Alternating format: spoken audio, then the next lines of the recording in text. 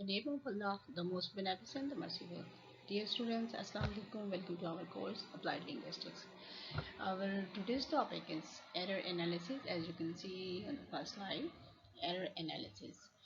But so let's see what is the difference between error and mistakes. And keep in your mind, these are not the same thing. There is a difference. Sometimes we can say there is a slight difference. Sometimes we can say there is a great difference between mistake and error. So what sort of difference is there? Let's see. When you talk, so when you are talking to your friend, and suddenly you say, "Oh, I have done a mistake," or maybe in some words, or maybe in your behavior. So it's abrupt activity, it's a sudden activity, it's not pre-planned mistake that is done accidental, that is not pre-planned.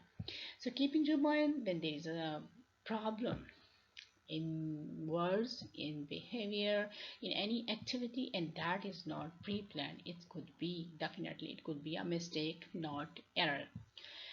So on the other hand, the error is usually made due to the lack of knowledge and is more formal than mistake.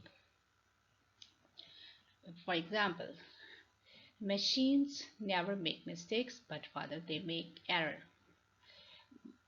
My laptop is not working and there is a error in it, or I found an error in it.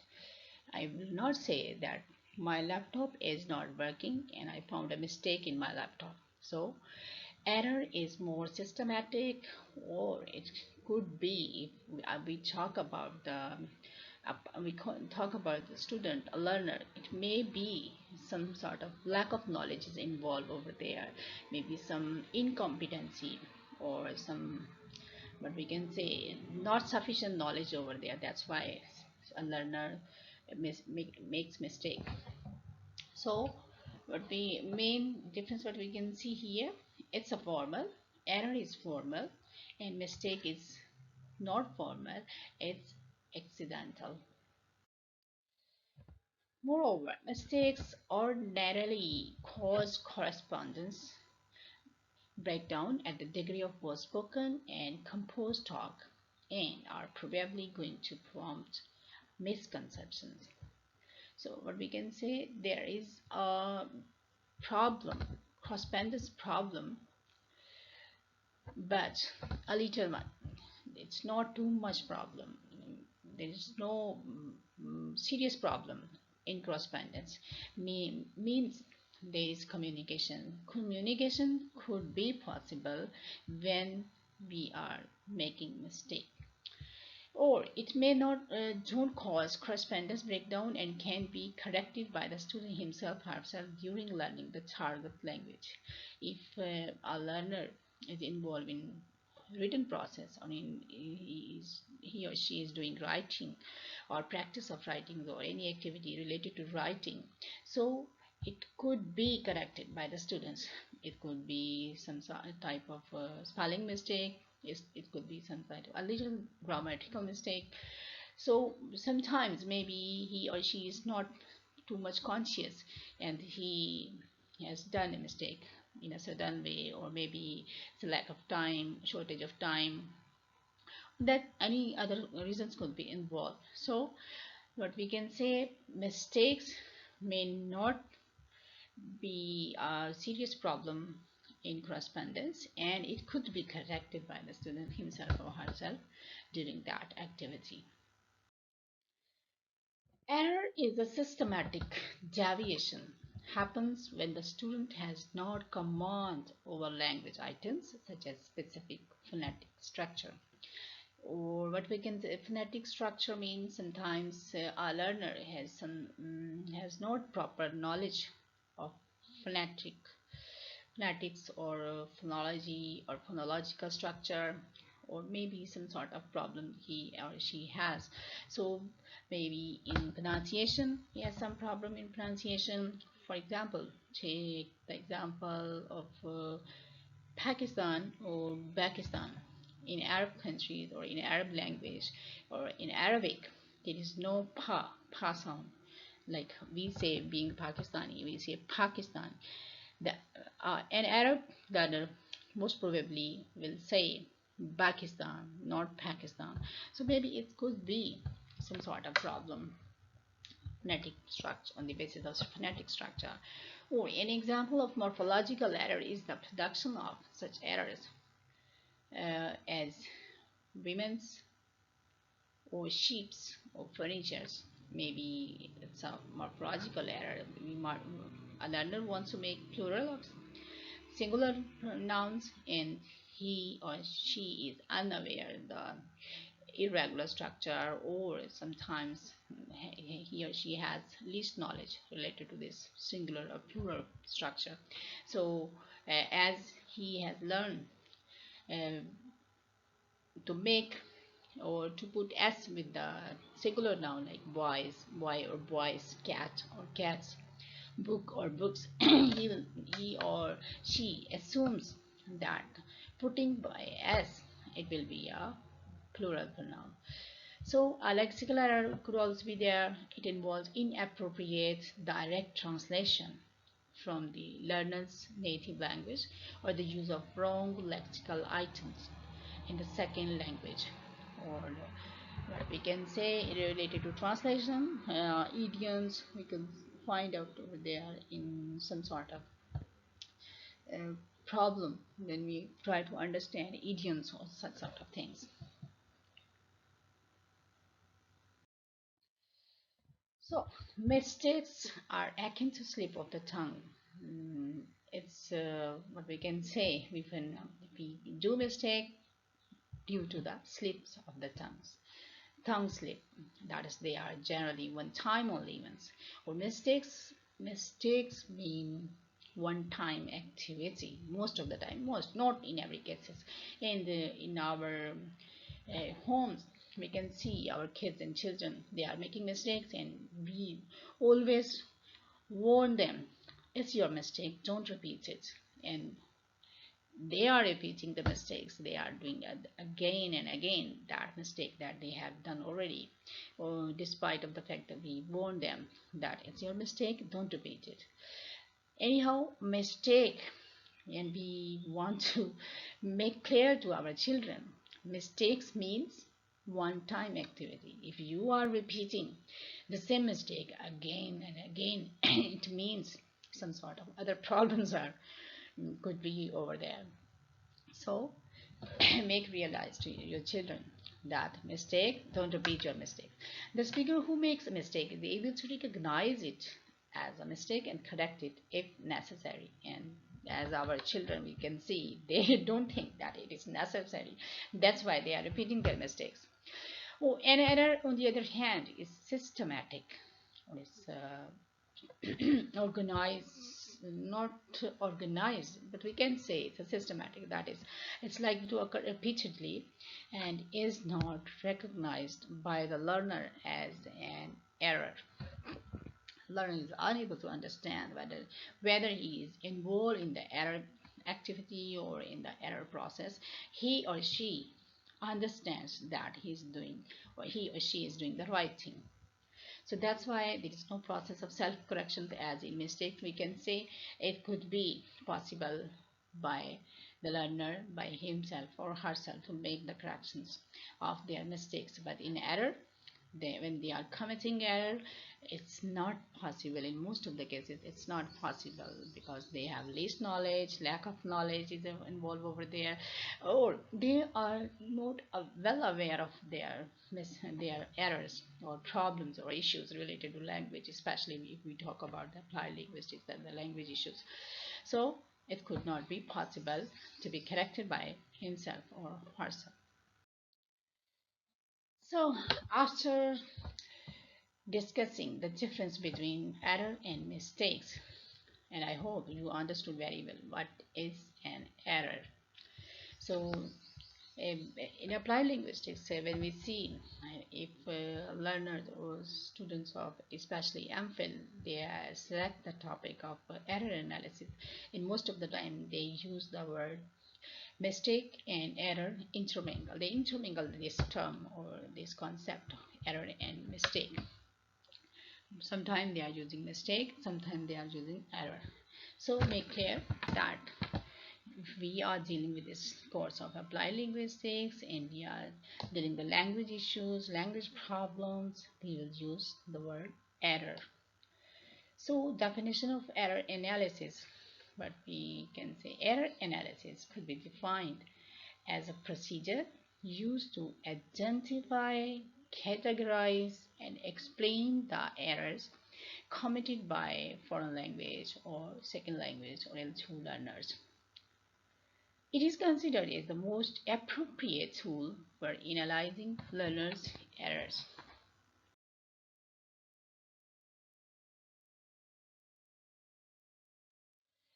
Or it is a type of linguistic analysis that focuses on the errors learners make.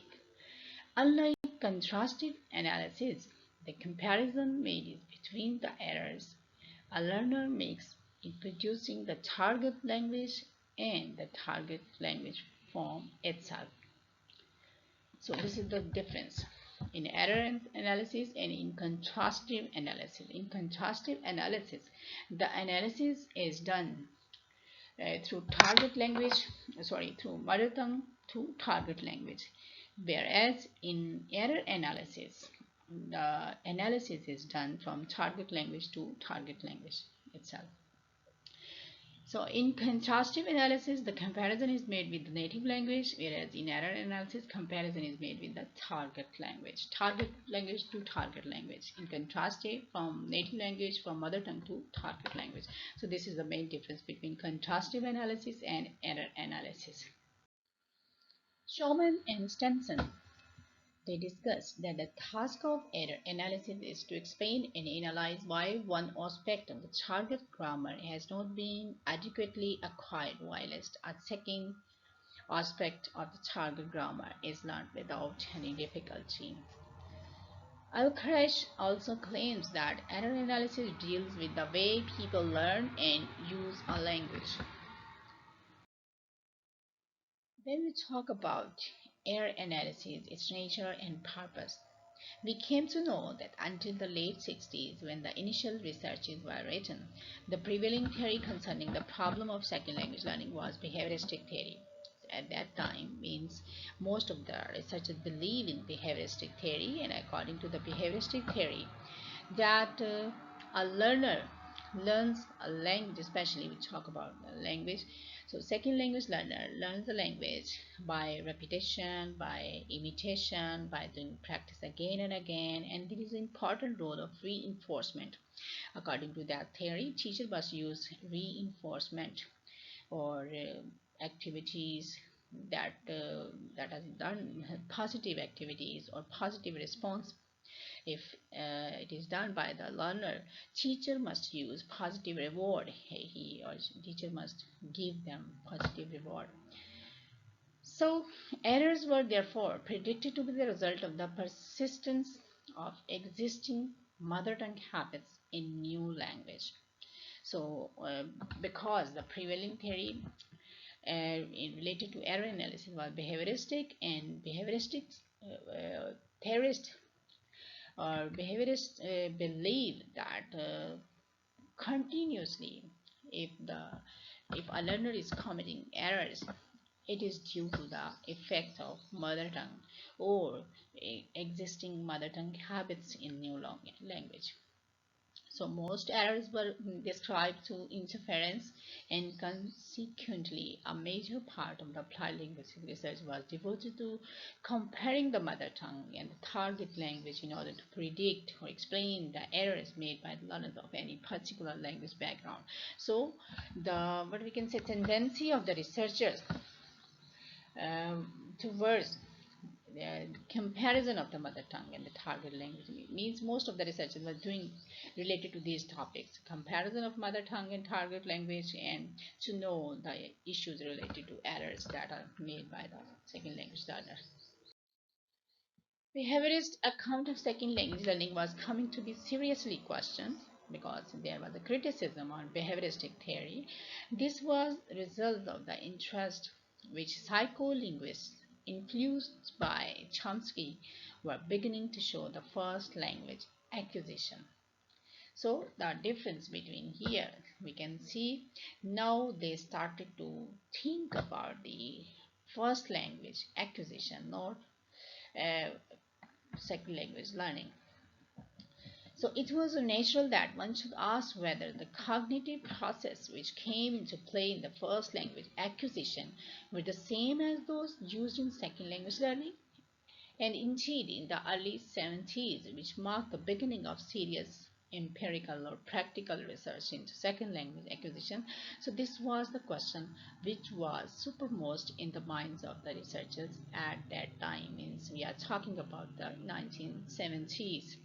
So behavioristic theory was criticized due to the fact that they started to uh, what we can say, they start to shift their interest towards the first language acquisition. So they came to know that there is a difference between first language acquisition and second language learning.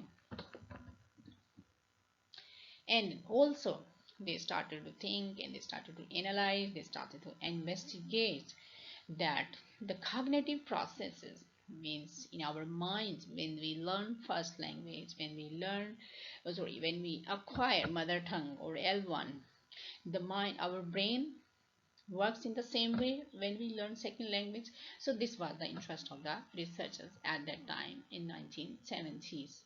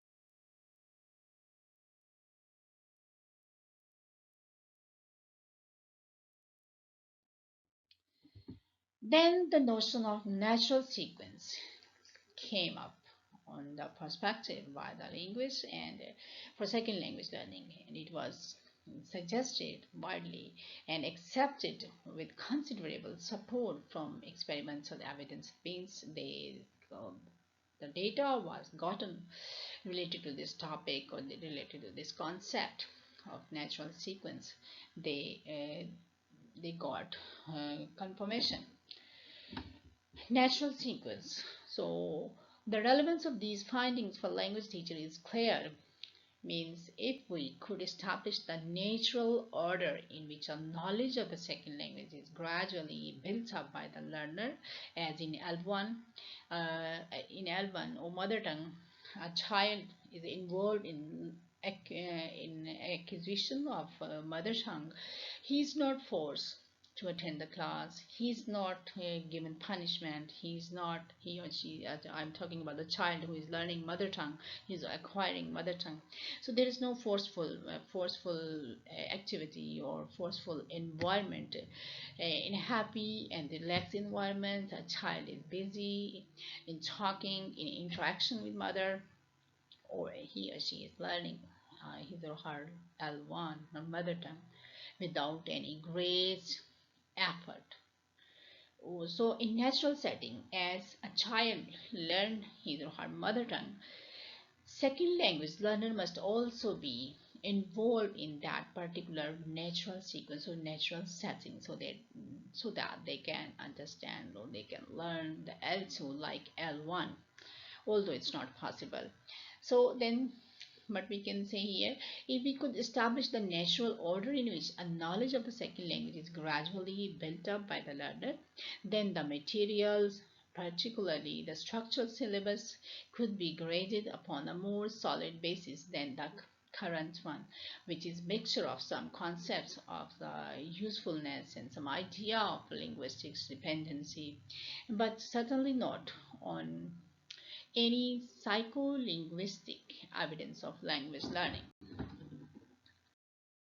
So, natural sequence of development may be the principal objective of the second language acquisition, and the field has broadened out its scope to include other topics such as informal L2 learning, although we have formal L2 learning, but they added the scope or in the scope of L2 informal L2 learning and take place in the naturalistic setting or context, or formal L2 learning that take place in classroom, and L2 learning that involve a mixture of these settings and circumstances, as Slinker used the term hybrid.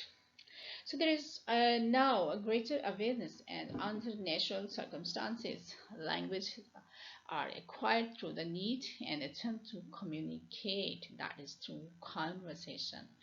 But what is the nature of that conversation? Is it just like that between native speaker, or does it have special characteristics?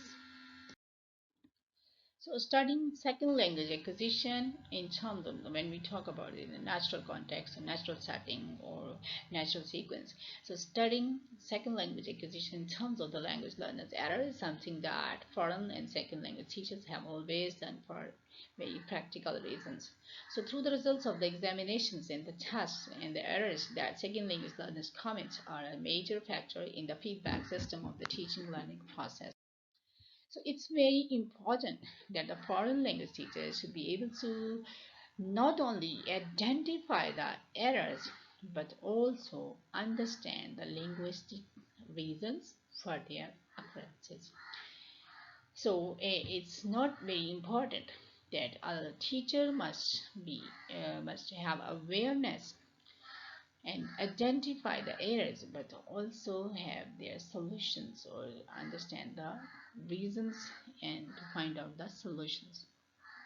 So to investigate L2 learners' errors, contrastive analysis theory was first appeared, and it was the well-known theory in the field of SLA or L2 learning. The main assumption of this theory was that L2 learners are due to the negative interlingual interference from their mother tongue, means effects of L1, effects of mother tongue, so on the target language, or negative effect, mainly what we can say here according to this contrastive analysis theory. Like other theories, contrastive analysis had also some sort of theoretical limitations.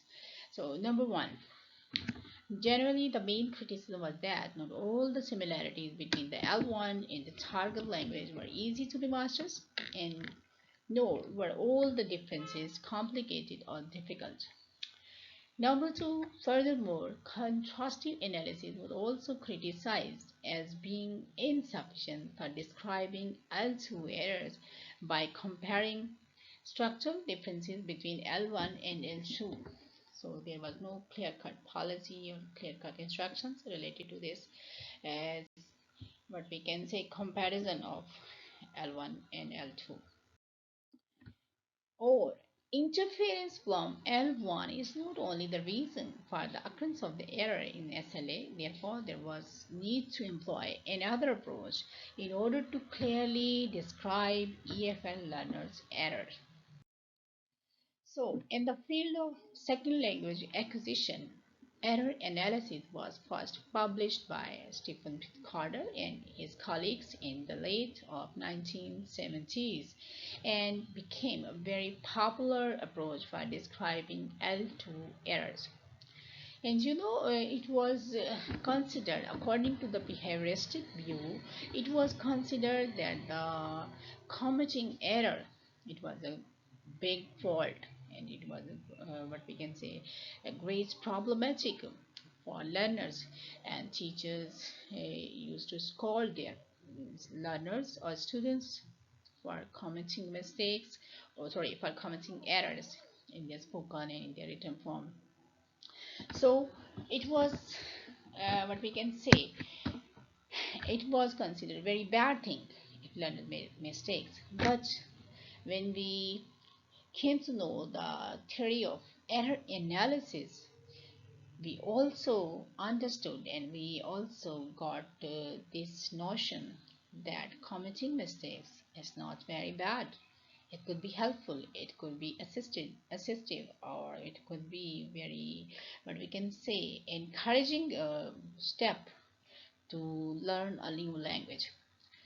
So Carter is the father of this theory. He first indicated in his article the significance of learner errors in 1967 when he mentioned that the L2 errors are interesting because they can reflect some sort of underlying linguistic rules. So, contrary to the previous theory or theoretical assumptions that errors were, what we can say, were regarded an important aspects or important notions related to second language learning. So error analysis is mainly focused on the actual committed errors by FL and L2 learners and became very popular in the field of applied linguistics. So what is the difference? What is the main difference? It doesn't focus on input or practice or inductive learning. Inductive learning where some examples are given to the learners and they learn, and after doing a lot of practice of the examples they generate a rule or they make a conclusion. So as it is done, it is performed in the behavioristic theory. So contrary to the behavioristic theory, it doesn't focus on input, practice, repetition, imitation, or inductive type of learning. Rather, it focuses generally on linguistic or cognitive process. It's related to the mind and it's related to the linguistics or language related issues, as is the main essence of this error analysis. So theoretical assumptions about error analysis has challenged the contrastive analysis on the assumption on giving the views that foreign language L2 learners errors can not only be caused by interlingual interference from the L1, but they might also be caused due to the intralingual interference from the target language itself. So interlanguage mean between two languages, or intra-language mean within one language. So when we compare the problems and issues from L1 to target language, it means we are talking about the interlingual language or interlingual interference. And when we talk about the just target language, suppose take the examples of English language.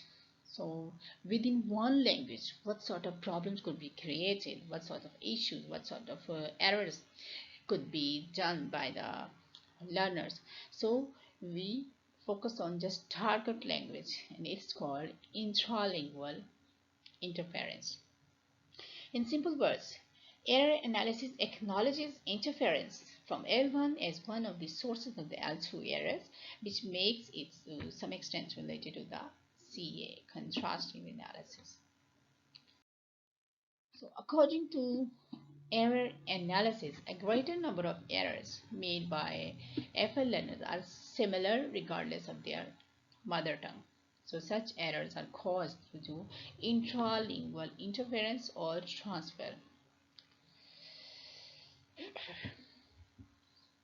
So James claimed that such a type of interference from the structure of the target language itself is the main cause of intralingual errors.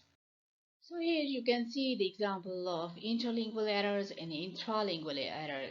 So in example number one, on native based, what we can say native language based problem.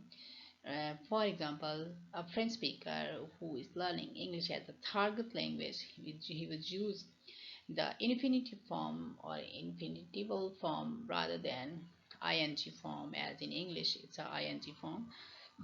There is no ing form in French language. So a French speaker whose target language is English would say, we just enjoyed to move and to play, rather than we just enjoyed moving and playing, because there is no ing form in French language. So it is a interlingual error. But we can say comparison of mother tongue to target language, a comparison of one aspect of a grammatical point or one grammatical aspect is different, but a French learner cannot understand.